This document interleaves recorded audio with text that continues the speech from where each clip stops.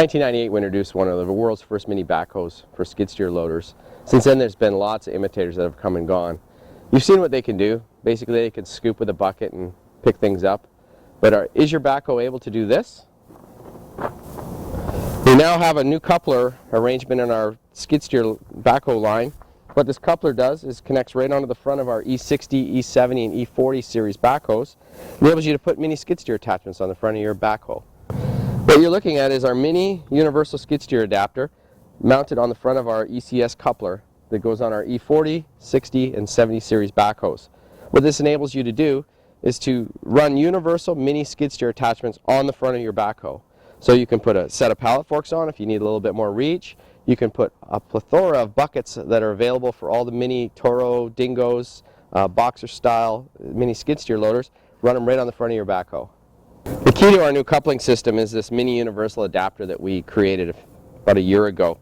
What we did this for was so that you can mount this onto any of the other mini universal plates like a Bobcat MT series, John Deere, Thomas, and then connected on the front you would have this plate that turns into a mini universal. So now it's completely Toro Dingo or Boxer compatible.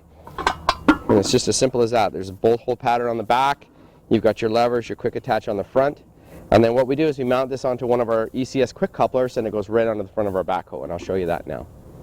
So the heart of this is our ECS coupler. We've used this now for over 5 years on all of our mini backhoes.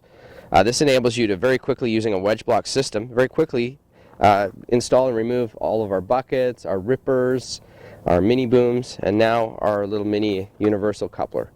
So all this does is it couples on here, you put the wedge block down, it's bolted on to the mini universal, so we can easily flip it upside down if you want to. So say you had a bucket that normally you would scoop with, now you can pick up with it and rake with it, and I'm going to show you that also.